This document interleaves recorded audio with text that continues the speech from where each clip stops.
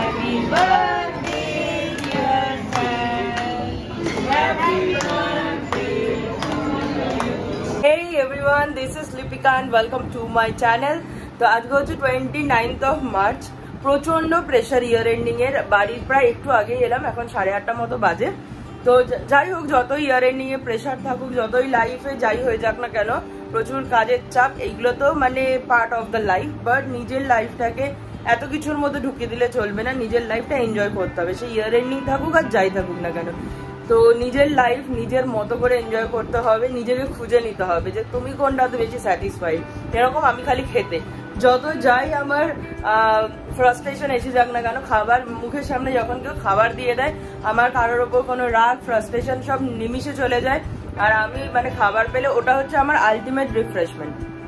So আজকে হচ্ছে 29th of March, স্যারের আজকে বার্থডে। তো আমরা আজকে যাচ্ছি স্যারের বার্থডে সেলিব্রেট করতে সেই পুরনো জায়গা যেখানে অনেক স্মৃতি আমার আর ডেভিডের জড়িয়ে আছে, যেখানে আমরা আমাদের স্যালারির বেশিরভাগ অংশটাই ওখানেই দিয়ে চলে আসতাম, বাইপাস ধাবা। তো অনেক দিন পর আবার বাইপাস ধাবা যাচ্ছি। তো সবাই মিলে চলো এখন যাওয়া যাক। আর একটা টি শার্ট, আর এত গরম বাইরে না, মানে জাস্ট থাকাই যাচ্ছে না। আমি একটা শার্ট পরেছিলাম বাট আমি পরে থাকতে পারছি না, এত গরম লাগছে। তাই টি শার্ট আর একটা জিন্স হালকা ফুলকা জামা পরে নিয়েছি। গিয়ে কবজি ডুবিয়ে খাবো আর তোমাদের সাথে সবটা শেয়ার করবো। চলো যা যাক।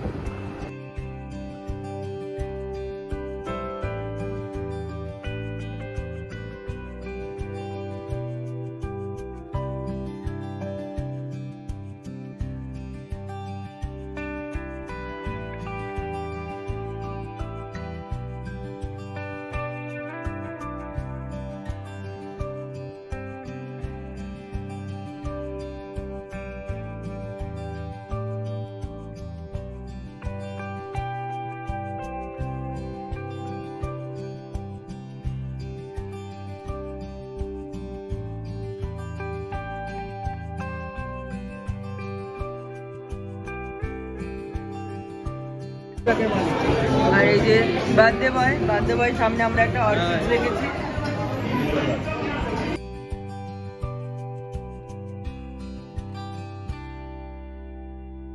সো আমাদের খাওয়া দাওয়া শুরু হয়ে গেল। আর মোস্ট ইম্পর্টেন্ট থিংস যেটা, আজকে সবাই কিন্তু ফুডি, আমরা মানে সবাই খেতে ভীষণ ভালোবাসি। স্টার্টারে আমরা অর্ডার করে নিয়েছিলাম তন্দুরি চিকেন টিক্কা কাবাব, রেশমি কাবাব অ্যান্ড আর একটা ছিল হচ্ছে মেবি ডেভিডের জন্য। ডেভিড তন্দুরিটা খুব একটা ভালো খায় না, ওর জন্য টাংরি কাবাব ছিল। তো ফার্স্টে রেশমি টিক্কা কাবাবটা আমি খাচ্ছিলাম। বাট অ্যাজ ইউজুয়াল বাইপাস আবার ফুড কোয়ালিটি কিন্তু ভীষণই ভালো। আর মানে যেরকম আগেও খেয়েছিলাম ঠিক এরকমই আছে।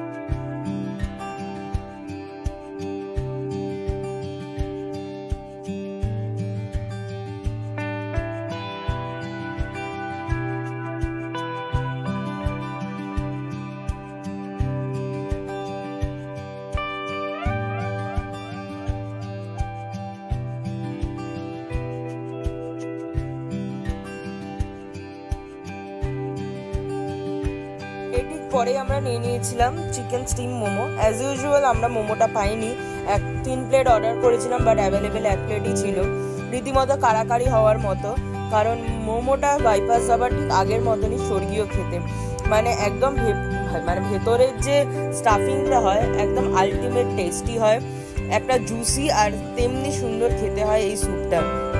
মানে আমার এত কষ্ট হচ্ছিল না সবার সাথে শেয়ার করতে, কি বলবো, মনে হচ্ছিল ফুল প্লেটটা আমি একাই খেয়ে নিই মাম করে।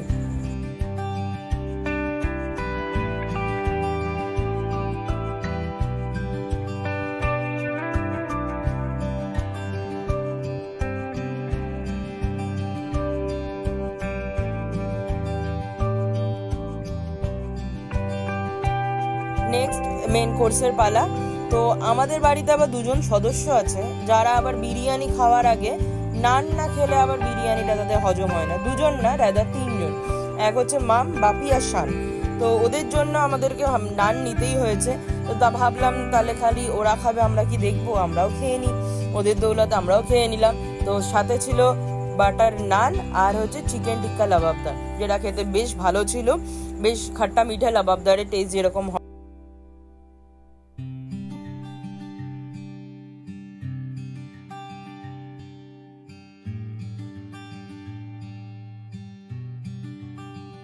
সবাই একদম মন দিয়ে খাওয়া দাওয়া শুরু করেছে। আর ডেভিডের নজর ছিল হচ্ছে IPL এর খেলার দিকে।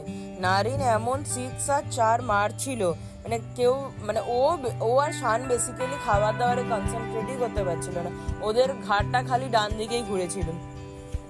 তো হ্যাঁ, মানে ফাটাফাটি একটা ম্যাচ হয়েছে, দারুণভাবে আমরা RCB কেও হারিয়েছি। তো definitely I am KKR fan, so আমার তো মজাই লেগেছে। নেক্সট আমাদের পালা হচ্ছে বিরিয়ানি। ডেভিডের জন্য একটা চিকেন বিরিয়ানি আর বাকি সবার জন্য mutton biryani, mutton special biryani order করা হয়েছিল। আর এখানে তো মানে মেন যেটা আমাদের হয়ে থাকে, ডিম নিয়ে একটা কারাকারি চলবে, কারণ ফুল স্পেশাল তো আর খাওয়া যায় না এত কিছু খাওয়ার পরে। সো আমরা যতটা পেরেছি ডিভাইড করে নেওয়ার চেষ্টা করেছি। আর তার মধ্যে মা তো খাইই না, মা ছিল না, মানে অ্যানির শাশুড়ি মা, আন্টিও খায় না খুব একটা বেশি, মানে এতটা খাওয়ার পর আর বিরিয়ানি খুব একটা বেশি খেতে পারবে না।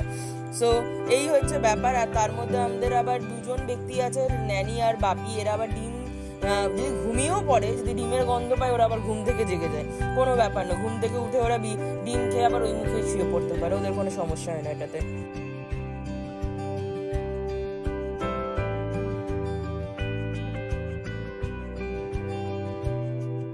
বিরিয়ানি খাওয়ার ক্ষেত্রে ডেভিডের আবার এক গল্প আছে। ও বাবু যখন চিকেন কষা বা এরকম কিছু বাড়িতে চিকেনের ঝোল রান্না হয়, তখন উইং পিস ছাড়া খেতেই পারে না। মানে ওর জন্য আমাদের বাড়িতে স্পেশালি উইং পিস আলাদা করে রান্না হয়ে গেলে সরিয়ে রেখে দেওয়া হয়। আর যখন বিরিয়ানি খায় তখন আবার লেগ পিস ছাড়া খেতে পারে না, মানে অদ্ভুত একটা ব্যক্তি। তো যাই হোক, আর বিরিয়ানির মাংসটা তো হবে যেরকম ঝাড়া দিলেই মাংসটা না খুলে পড়ে যায়, এরকম একটা ব্যাপার। যাই হোক, বিরিয়ানির টেস্টটাও বেশ ভালো ছিল, আর আলুটাও বেশ ভালো সেদ্ধ হয়ে গেছিলো। বিরিয়ানি মানে আলু। আর এত খাবার দাবার আর খেতে পারছিলাম না, শেষে আমরা মশালা থামস আপ নিয়ে নিয়েছিলাম একটু হজম করে নেওয়ার জন্য। এরপরে কেক কাটিং এর পালা।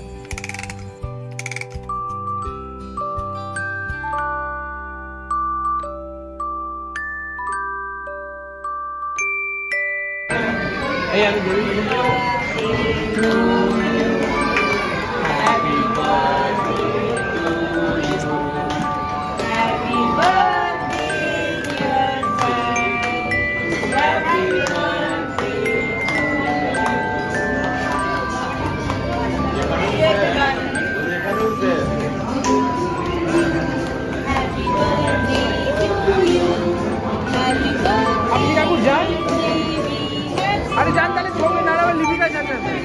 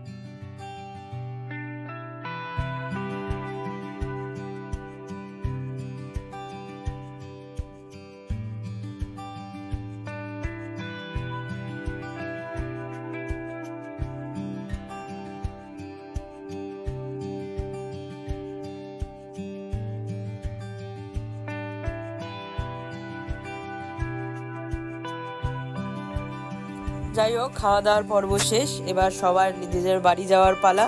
আবার পরের দিনেই শুরু হয়ে যাবে একটা ব্যস্তকর জীবন।